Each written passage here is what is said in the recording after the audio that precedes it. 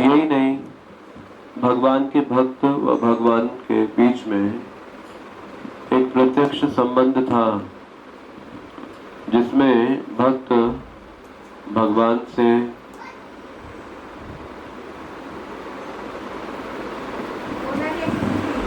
बात कर सकता था या फिर उपद्रता। ये ऐसे अयोग्य लोगों का युग है जब हमने वो योग्यता खो दी है कि हम भगवान को अपनी इन इंद्रियों से देख सके। अतः श्री कृष्ण नामादि न भवेद ग्राह्यम इंद्रिया, न भवेद ग्राह्यम इंद्रिया। उनकी लीला, उनका धाम, उनकी कथा, इन्हें हम अपनी भौतिक इंद्रियों से नहीं ग्रहण कर सकते, उन्हें भौतिक इंद्रियों से नहीं जाना जा सकता। शास्त्र ये भी कहता है कि भक्ति को चाहे किसी भी तरीके से किया क्यों ना किया जाए, चाहे वो उपहास में किया जाए, किसी की निंदा करते हुए किया जाए, किसी की नकल करते हुए किया जाए, तब भी उसको अज्ञात स्वीकृति मिलती है भक्ति की, उसे पुण्य मिलता है। लेकिन अगर हमें कृष्ण का अनुभव पाना है तब हमें क्या करना होगा, विषय ये है। सुकृति तो कोई व्यक्ति भगवान को ना भी माने तो भी अज्ञात अवस्था में भक्ति करे तब भी मिल जाएगी, लेकिन कृष्ण का अनुभव कैसे मिलेगा, हम ये समझने की कोशिश कर रहे हैं। तो कृष्ण का अनुभव पाने के लिए हमें अब अपनी साधना में गहराई में जाना पड़ेगा। सिर्फ औपचारिकता की साधना हमें कृष्ण का अनुभव नहीं दे सकती, लेकिन हाँ वो टिक मार्क जिसे कहते हैं, हमारे साधना कार्ड को भरने वाला जो एक औपचारिकता होता है वो जरूर मिल जाएगा। लेकिन कृष्ण का अनुभव पाने के लिए आपको इसकी गहराई में जाना पड़ेगा, और उन भक्ति के अंगों से आप कृष्ण का साक्षात्कार अपने जीवन में कर सकते हैं। जैसे रूप गोस्वामी जी भक्ति रसामृत सिंधु में ही उस ब्राह्मण की कथा कहते हैं जो प्रयाग प्रतिष्ठापुर के अंदर रहा करता था, और वो जो ब्राह्मण था उसके पास कोई साधन नहीं था श्री विग्रहों की सेवा करने के लिए,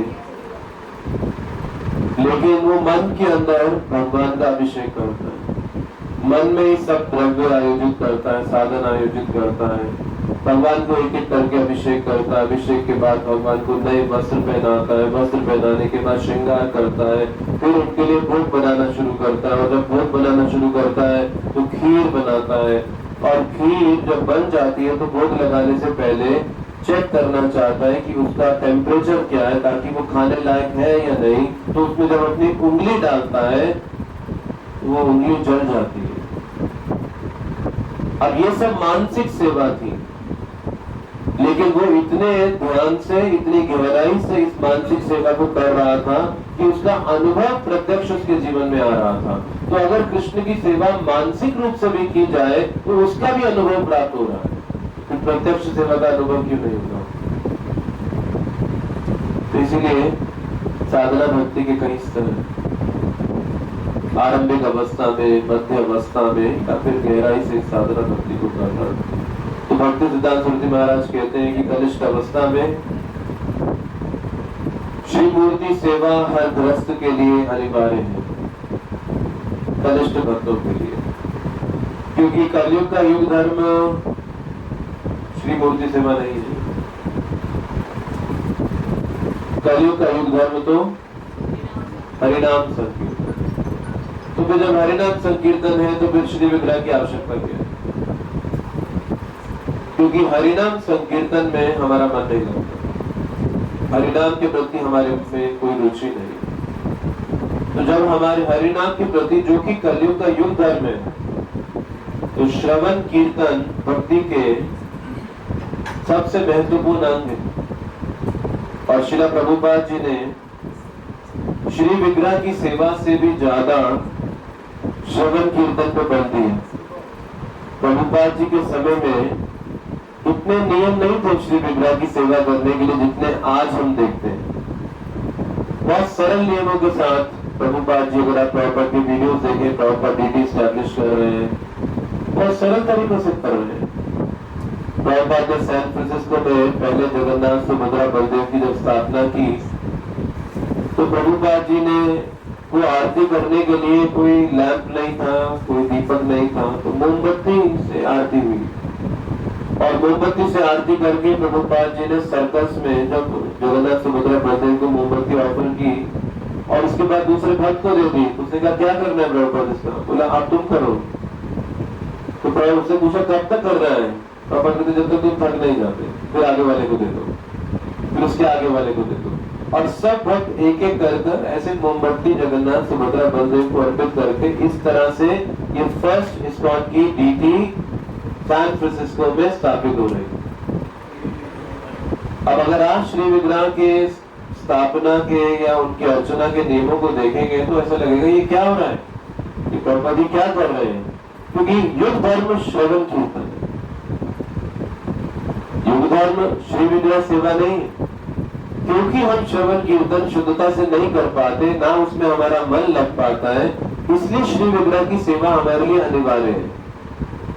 क्योंकि बद्ध जीव तब तक भगवान से संबंध नहीं बना सकता जब तक वो अपने मिथ्या अहंकार से मुक्ति ना पा ले। जब तक हमारे और भगवान के बीच में मिथ्या अहंकार है तब तक भगवान के साथ संबंध नहीं बनाया जा सकता। और इसलिए जब हम भक्तों के बीच में भी आते हैं तो हमारी सबसे बड़ी समस्या हमारा खुद का मिथ्या अहंकार रहता है, हम साधु संग भी नहीं कर पाते। तो ना हम साधु संग कर पाते मिथ्या अहंकार से, जैसे भक्तों के बीच में आएंगे विवाद होंगे, कॉन्फ्लिक्ट्स होंगे, कुछ अनेक प्रकार की कठिनाइयां आएंगी तो ना वो कर पाएंगे। हरिनाम जाप कर नहीं पाते, मन लगता नहीं, उसमें कोई रुचि नहीं है, भागवत श्रवण होता नहीं, तो अब रह क्या जाता है? श्री विग्रह सेवा। अब श्री विग्रह की सेवा हम बड़े ऐश्वर्य के साथ कर पाते हैं। अब श्री विग्रह ना तो हमें डांटते हैं, ना हमारा कान पकड़ते हैं, ना हमारी गलतियां देखते हैं, ना हमारा कोई दोष देखते हैं। वो हमेशा खड़े मुस्कुराते रहते हैं, चाहे हम कैसे भी क्यों ना हो, चाहे हम देर से उठ के उनकी सेवा करें या जल्दी कर दें टाइम पे, चाहे कभी भोग लगाना भूल जाए या भोग लगा दें, वो हमेशा मुस्कुराते रहते हैं, वो कुछ कहते नहीं। लेकिन अगर भक्त की सेवा करनी हो, वैष्णव सेवा करना हो तो कमी रह जाए तो वो डांटेगा भी, कान भी खींचेगा, गलतियां भी बताएगा, इसलिए वहां एडजस्टमेंट हो नहीं पाती हमारी, वहां हम सेटल कर नहीं पाते। तो इसीलिए श्रील प्रभुपाद जी ने और भक्ति सिद्धांत सरस्वती महाराज ने कहा कनिष्ठ भक्त की अवस्था में हमारे लिए श्री विग्रह की सेवा अनिवार्य है। और इसी तरह से हमारा धीरे धीरे आकर्षण प्रेम भगवान के प्रति जागृत होगा और हम हमारे भक्ति साधना में अनुशासन भी आएगा। आप समय अनुसार उठना शुरू करोगे, रोज आरती अर्पित करना शुरू करोगे, भोग अर्पित करना शुरू करोगे, उनके फेस्टिवल्स मनाओगे, उनके लिए श्रृंगार करोगे। अब ये डिसिप्लिन आएगा आपके जीवन में और इस अनुशासन के अंदर अगर आप नियमित रूप से भगवान की सेवा करोगे तो अब ये हृदय को शुद्ध करेगा और मिथ्या अहंकार कटेगा और अब साधु संग अच्छा लगेगा। अब श्रवण कीर्तन में रुचि आने लगेगी। तो यानी कि जो श्रवण कीर्तन में रुचि दे रहे हैं उनके लिए आवश्यक नहीं कि वो श्री विग्रहों की सेवा करें या ना करें। हाँ, ये आदर्श स्थापित करने के लिए समाज में यज्ञ आचरती श्रेष्ठ एक महाभागवत उन नियमों का पालन कर सकता है जो कनिष्ठ अवस्था के हो। प्रभुपाद जी प्रत्येक दिन जिधर भी होते थे दर्शनार्थी में जरूर आते थे। आप कई प्रकार के वीडियोस देख सकते हैं, प्रभुपाद दर्शन आरती में आते हैं, चरणामृत लेते हैं, श्री विग्रहों को प्रणाम करते हैं और फिर उनकी गुरु पूजा होती थी। तो खुद व्यासासन पे बैठा करते थे और उनकी गुरु पूजा की जाती थी। तो एक महाभागवत भी कनिष्ठ भक्त के नियमों का पालन करता हुआ दिखाई देगा उनके लिए आचरण स्थापित करने के लिए, लेकिन उसके लिए अनिवार्य नहीं है। चैतन्य महाप्रभु ने किसी विग्रह की स्थापना नहीं की, ना ही कोई मंदिर बनाया, ना ही कोई ग्रंथ लिखा।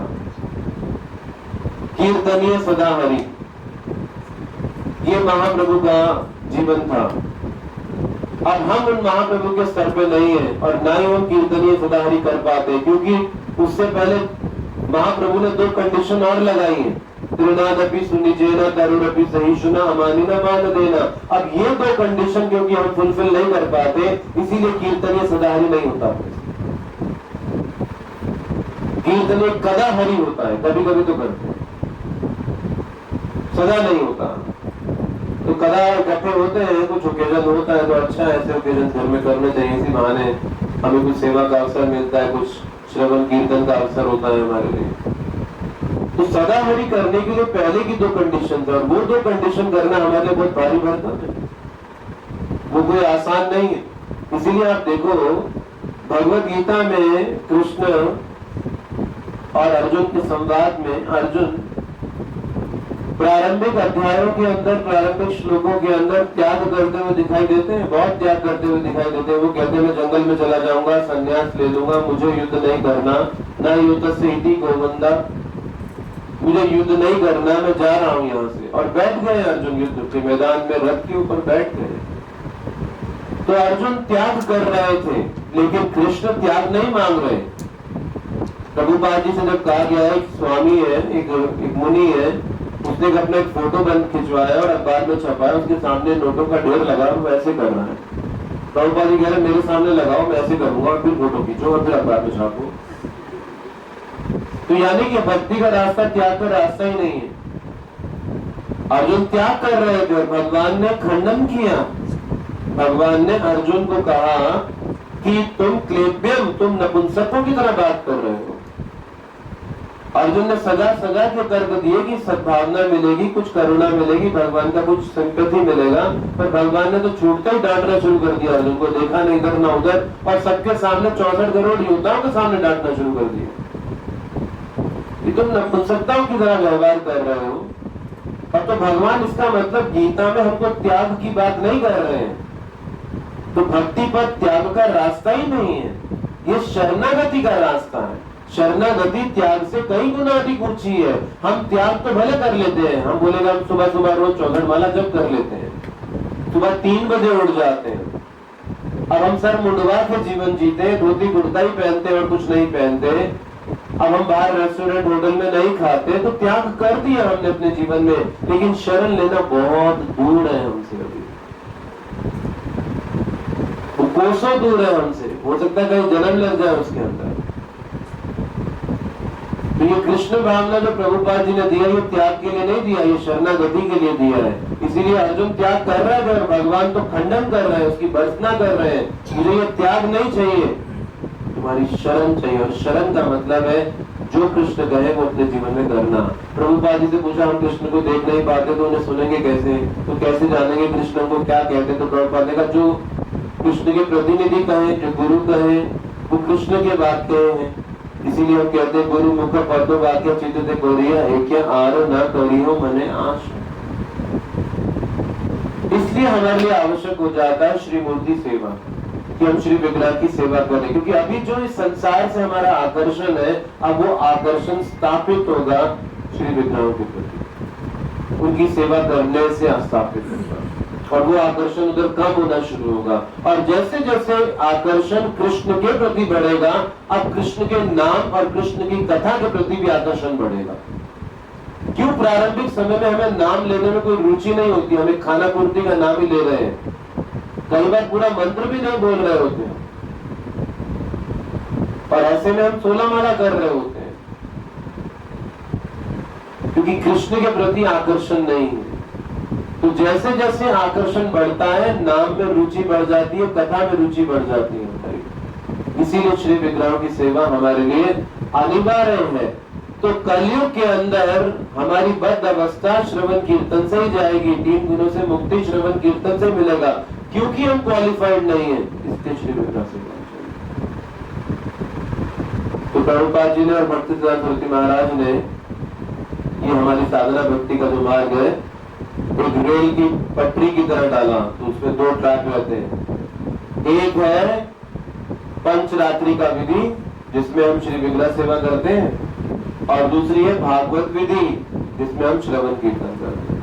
तो ये दोनों साथ साथ चलना होता है। आप श्री विग्रह सेवा करो और भागवत विधि का पालन करो, और दोनों का कॉम्बिनेशन करो, बहुत तीव्रता से हमारा जो सुप्त प्रेम है भगवान के प्रति जागृत होना शुरू हो जाता है। और ये कालेन अति शीघ्रेण, बहुत जल्दी ये अनुभव होता है कि अगर हम रेगुलेटेड होकर नियमित रूप से श्री विग्रह सेवा करना शुरू कर दे और श्रवण कीर्तन नियमित रूप से करे, तो कोई संदेह ही नहीं इस विषय में कि हमारे हृदय के अंदर भगवान के प्रति प्रेम भावनाओं का जागरण होगा ही होगा। तो इसीलिए श्रील प्रभुपाद जी चाहते थे कि उनके जो गृहस्थ भक्त है विशेषता, अब देखिए गोपाल भट्ट गोस्वामी वैरागी थे, वो गोस्वामी थे, और राधा रमन जी गोपाल भट्ट गोस्वामी की प्रेम के कारण वो दामोदर शालिग्राम राधा रमन के रूप में प्रकट हुए थे, जिनकी सेवा आज तक वृंदावन में चलती है। तो सारे श्री विग्रह चले गए वृंदावन से, गोविंद देव चले गए, मदन मोहन चले गए, गोपीनाथ चले गए, लेकिन राधा रमन नहीं गए, क्योंकि इतने छोटे थे छुपाए जा सके। जब मुगलों का आक्रमण हुआ तो वो आज तक ओरिजिनली वहीं पर है। तो गोपाल भट्ट गोस्वामी को राधा रमन प्रकट हुए, लेकिन गोपाल भट्ट गोस्वामी ने राधा रमन की सेवा ग्रस्तों को दी, इसलिए आज तक वो ग्रस्तों की परंपरा ही सेवा कर रही होगा। क्योंकि प्रभुपाद जी कहते थे वैरागी लोगों को घूम घूम कर प्रचार करना चाहिए परिव्रजकाचार्य की तरह, लेकिन गृहस्थों को एक स्थान पर रहकर श्री विग्रह की सेवा करना चाहिए। और यही प्रभुपाद जी ने नियम दिया कि अगर हम गृहस्थ आश्रम में, भक्ति विनोद ठाकुर जी गृहस्थ आश्रम में थे, 13 संतानें थी उनकी, और इतने बड़े महान आचार्य हैं। हमारे 12 महाजनों में 7 महाजन गृहस्थ हैं, और आज तो इस्कॉन के अंदर 99.9% भक्त गृहस्थी मिल रहे हैं। यहाँ बहुत कम प्रतिशत जो है वैरागी के जीवन में जा पा रहे हैं, क्योंकि ये कलयुग है ही ऐसा पाप का युग, बड़ा मुश्किल है वैरागी के जीवन का आज पालन कर पाना। तो भक्ति विनोद ठाकुर जी क्या कहते हैं, जे दिन गृह भजन देखी गृहते गोलोक भाए, जिस घर में मैं जिस दिन भजन होते देखता हूँ वो घर मुझे घर नहीं गोलोक वृंदावन के समान लगता है, और यही वास्तविकता है। अदरवाइज प्रहलाद महाराज 7वें स्कंद में कहते हैं गृह ये असत का घर है।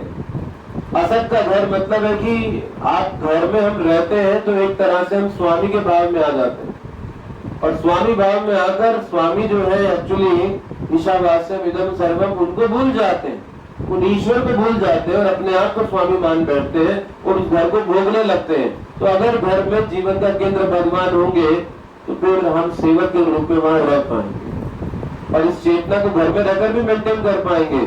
और इसीलिए जब शरीर त्याग रहे होंगे उस समय हमारी चेतना भगवान का स्मरण कर पाएगी, चाहे भले आप गृहस्थ जीवन में क्यों ना हो। अगर आपने इन सिद्धांतों के आधार पर जीवन जिया है तो वो इक्विवेलेंट टू ब्रह्मचार्य है।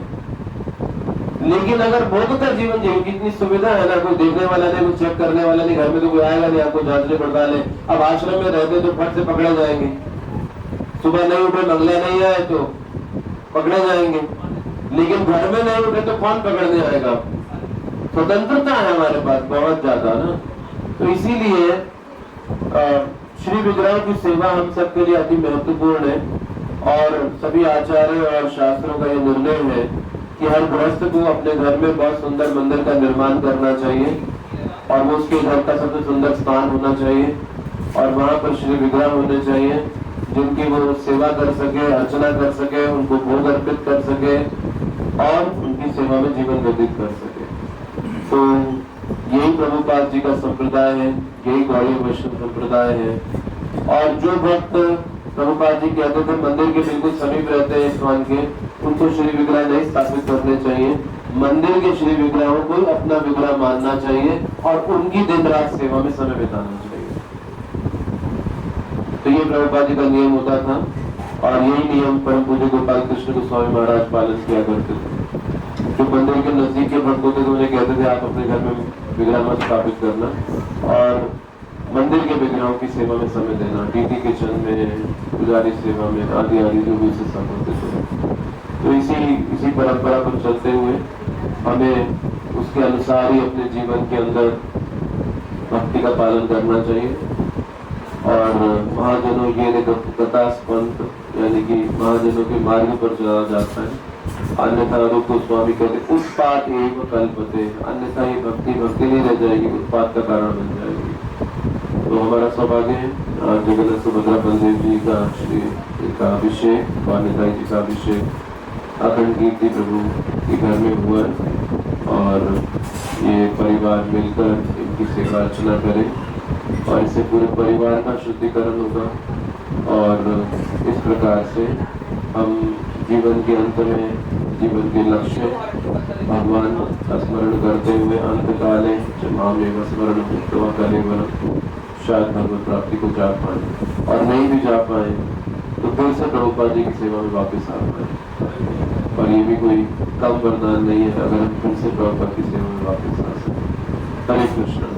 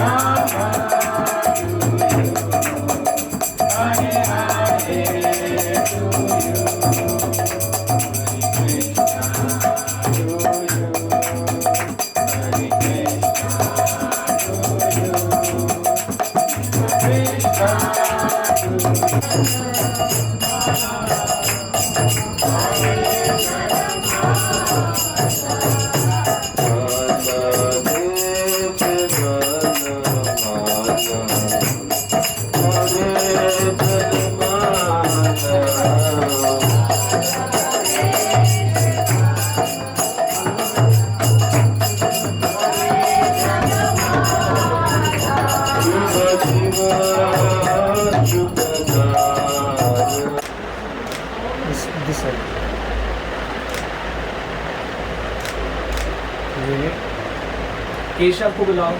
Wait wait wait. अक्की आओ।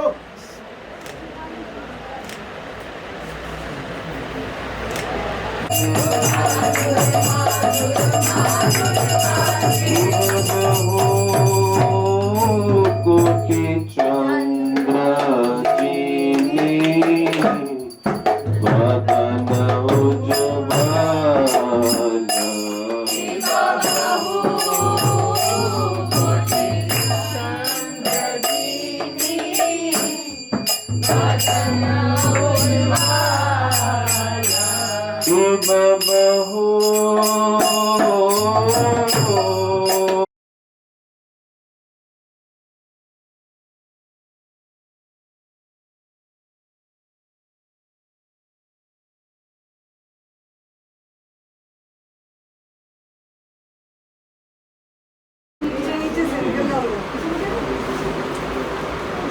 इधर इधर महाराज जी। Yes thank you.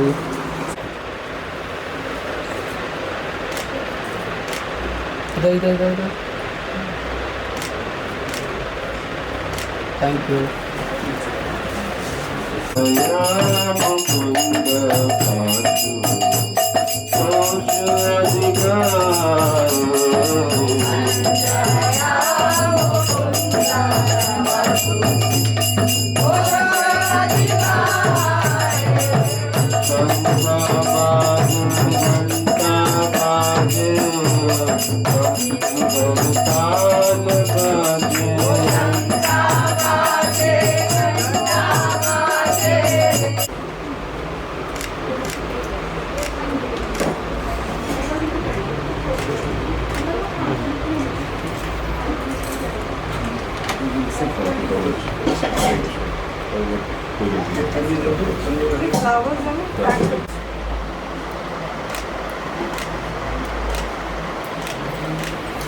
हाथ उठा के लाइट, हाथ उठा के थोड़ी।